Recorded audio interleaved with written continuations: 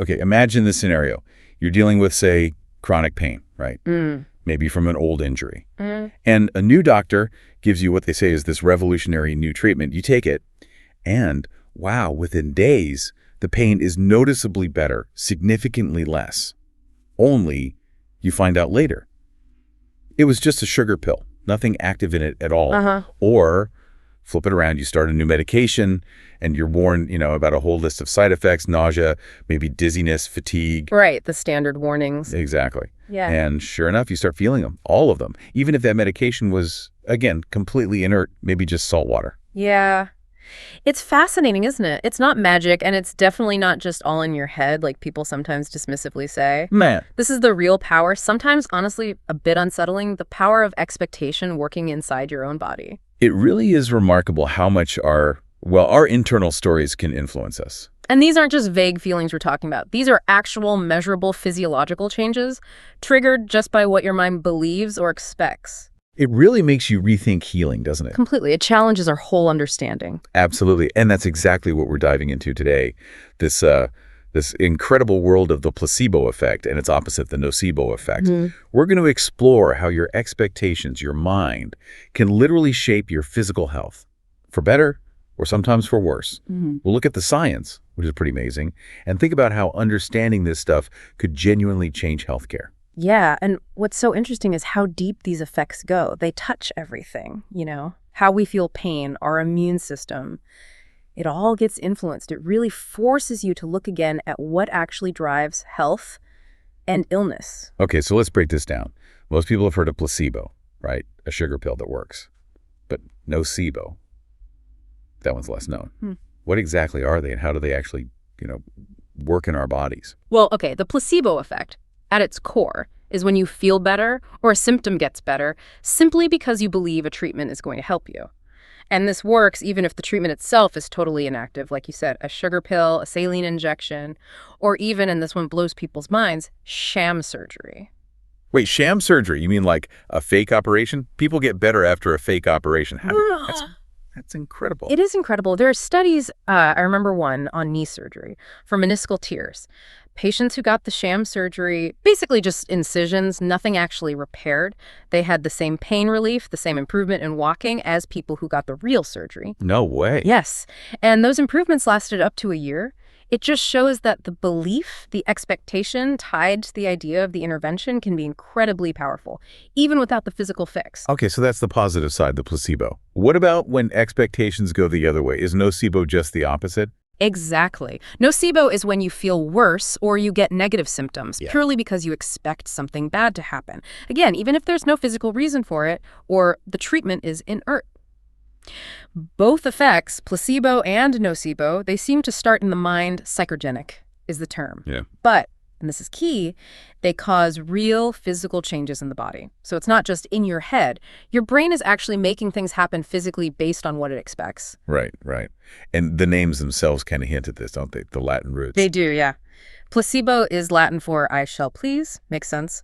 Nocebo, that term came later, around 1961, means I shall harm. It really spells out the expected outcome, and the body often follows suit. I shall please, I shall harm. That's a stark difference. And speaking of harm, there's some pretty recent research that's shown something quite alarming, hasn't it?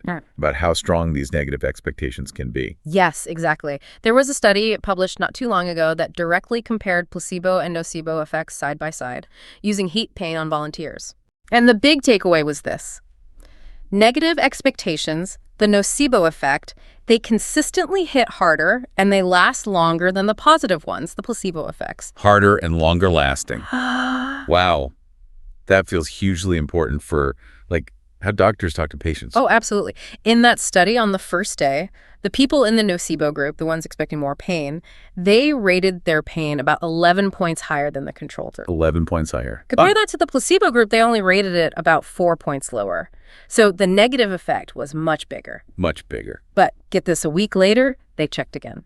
The nocebo group, still rating pain almost 9 points higher. The placebo group's benefit had faded a bit, only about 4.5 points lower. So that negative expectation, that bad feeling, it really lingers. So the bad stuff sticks around more potently. Why? Why would we be wired like that? It seems kind of backwards for healing. Well, the thinking is it might be linked to evolution, the sort of better safe than sorry strategy. Oh, Maybe humans evolved to pay more attention to potential threats, to give negative possibilities more weight. From a survival standpoint, thousands of years ago, it makes sense, right? Better to overreact to something that might be dangerous than to ignore it. right. You don't want to miss the tiger in the bushes. Exactly. But that same wiring, that threat detection system, can kind of backfire on us now in a medical setting. That does make a lot of sense. Your body gears up for a threat. Okay, let's go a bit deeper, though. It's not just about feeling worse, is it? How do these expectations actually change our body chemistry? There are real physical things happening. Absolutely. That's the crucial part. These aren't just psychological tricks. They involve real, complex neurobiology. Take placebo pain relief, placebo analgesia. We know it's linked to the release of your body's own natural painkillers. Yeah. Endogenous opioids, they're called. Like endorphins. Exactly, like endorphins. And also dopamine, the reward chemical, and even endocannabinoids, similar to cannabis compounds but made by your own body. So your brain is literally cooking up its own pain meds just based on belief. That's wild. It is pretty wild. The brain's internal pharmacy is powerful. But then on the flip side, nocebo hyperalgesia, that's increased pain from negative expectation, that involves activating something called CCK receptors, cholecystokinin. CCK, what does that do? Well, the important thing about CCK is that it actually helps pain signals travel.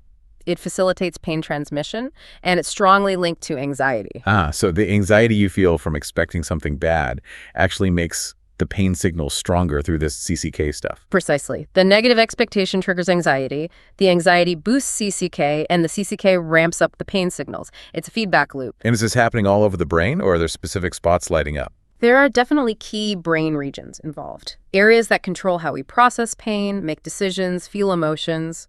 Think of it like the brain's command center getting different instructions based on your expectations.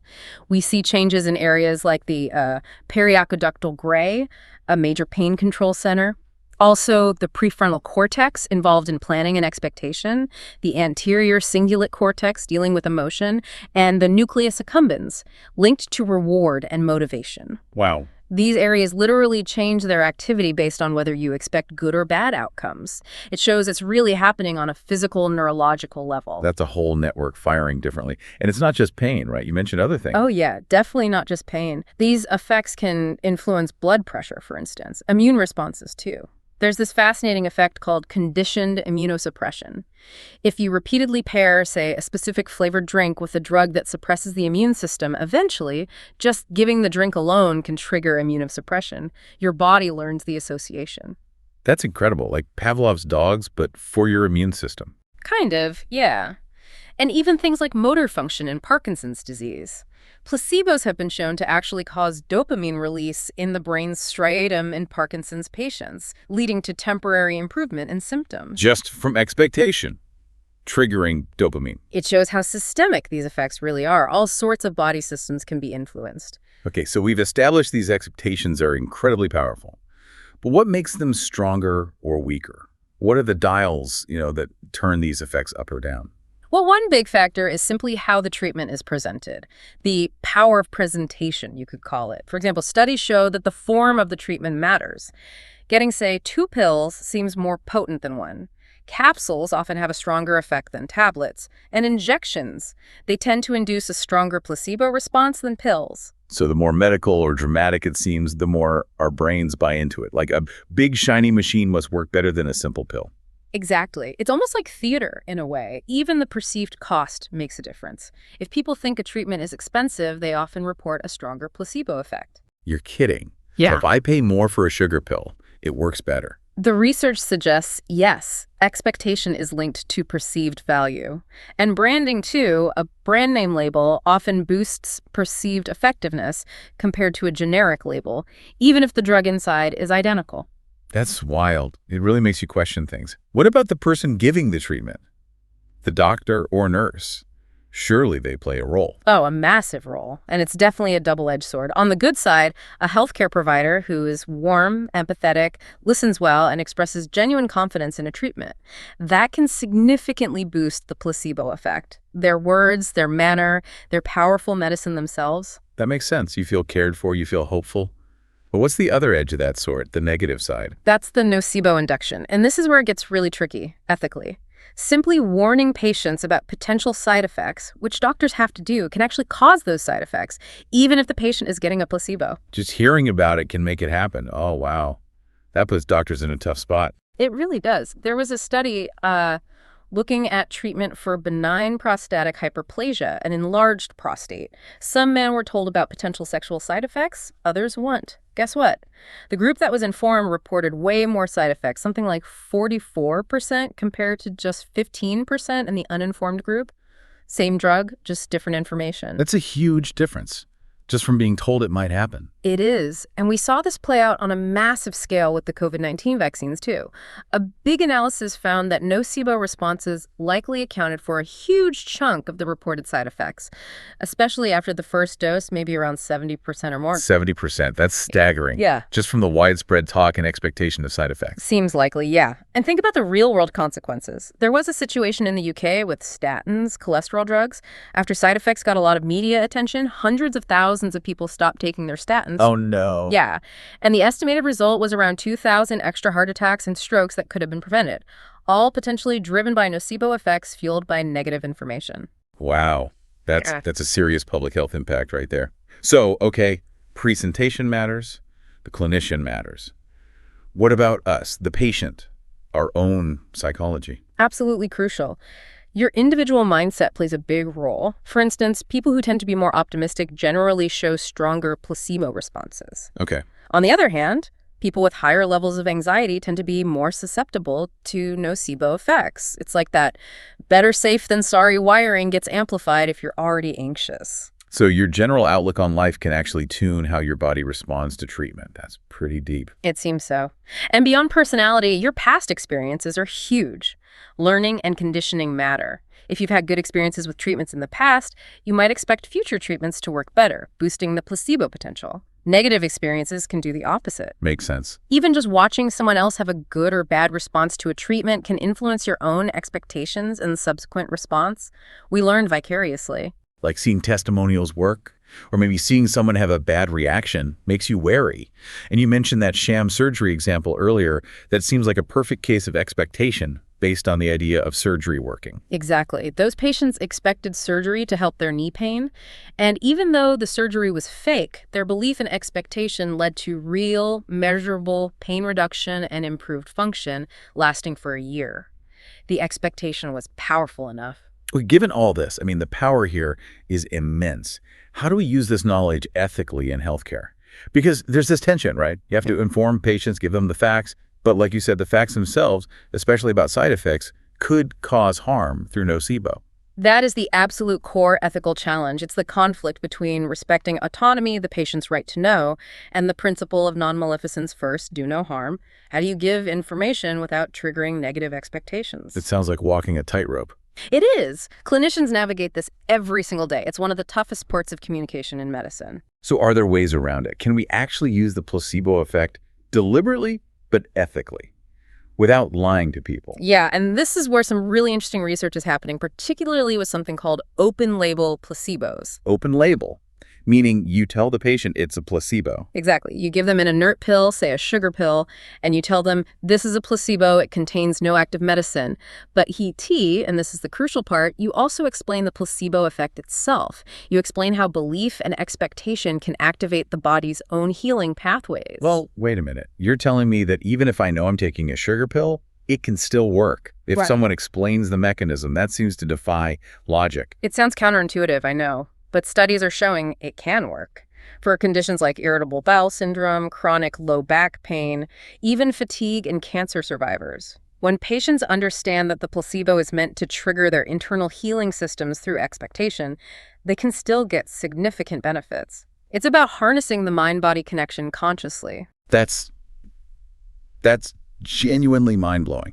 It offers a way to use this power honestly. What else? Are there other applications? Another really promising area is dose-extending placebos. Dose extending, what does that mean? It means alternating active medication with identical-looking placebos. So maybe you take the real drug on Monday, a placebo on Tuesday, real drug Wednesday, placebo Thursday, and so on. The idea is to leverage the body's learned response. After experiencing the drug's effects, the body learns to associate the act of taking the pill with the effect. Then, the placebo can sometimes trigger that same learned response. So you could potentially get the same benefit, but with, say, half the amount of active drug, reducing side effects and maybe cost. That's the goal, exactly. It relies on this concept of pharmacological conditioning or memory. We've seen promising results in early studies for things like reducing steroid use for psoriasis, sleeping pills for insomnia, even ADHD medication. Wow. That could be huge, especially for drugs with nasty side effects or addiction potential, like opioids. Precisely. It's being explored as a potential strategy to help reduce reliance on opioids by maintaining pain relief with fewer active doses. It's still early days for many applications, but the potential is really exciting. It really is. Now, we've talked about the power, but sometimes this power, especially the negative side, the nocebo effect, can be extreme, like truly life and death situations. Sadly, yes. There are documented cases, though rare and sometimes debated, that illustrate the extreme end of the nocebo effect, sometimes called voodoo death in anthropological literature. Voodoo death. Yeah. The idea, documented by researchers like Walter Cannon decades ago, was that in certain cultural contexts, if someone strongly believed they were cursed or that a ritual taboo had been broken, the sheer power of that belief, combined with social isolation and physiological stress responses, could actually lead to death, a psychogenic death. Just from belief. That's terrifying. And isn't there a famous medical case that sort of illustrates this? The story of Mr. Wright. Ah, yes, the case of Mr. Wright and Krebbiozin. It's a classic, tragic story, often cited in discussions of placebo and nocebo. He had advanced cancer, lymphosarcoma, and was very ill. He heard about this new miracle drug called Krebbiozin and developed an immense, powerful belief that it would save him. Okay. He got an injection, and apparently his tumors melted away like snowballs on a hot stove, according to his doctor. He felt fantastic, left the hospital. Amazing. But then reports started coming out questioning Krebbiozin, suggesting it was worthless. Mr. Wright read these reports, lost faith, and his cancer came roaring back. Oh, no. His doctor, trying something desperate, decided to, well, essentially use an open-label nocebo followed by a deceptive placebo. He told Mr. Wright the initial Krebbiozin wasn't good, but now he had a new, super refined, double-strength version. But he didn't really. No, he just gave him injections of plain water. Yeah. But Mr. Wright believed him again. And again, the tumors reportedly shrank dramatically. He was well for months. Unbelievable. Until The final conclusive reports came out from the American Medical Association, definitively stating Krebbiozin was useless.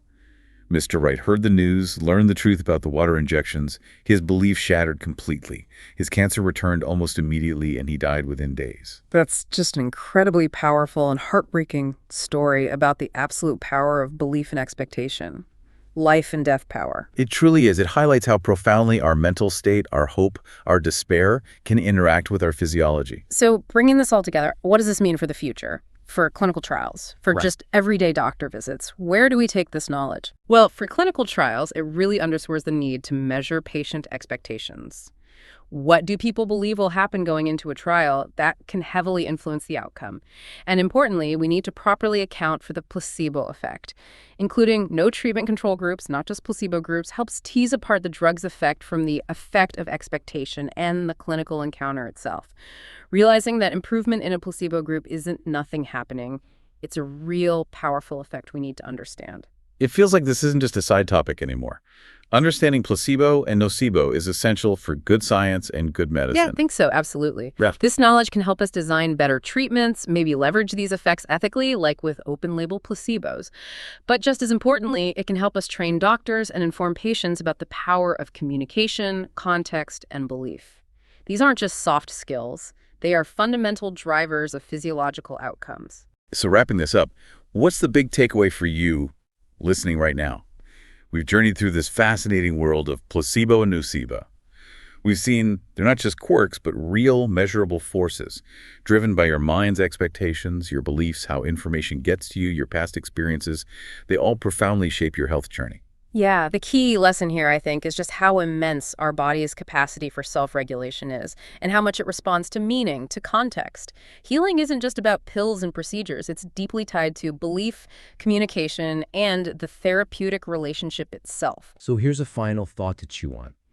If our expectations are this powerful, shaping our health in such deep ways, what if the most potent medicine we have isn't always in a bottle?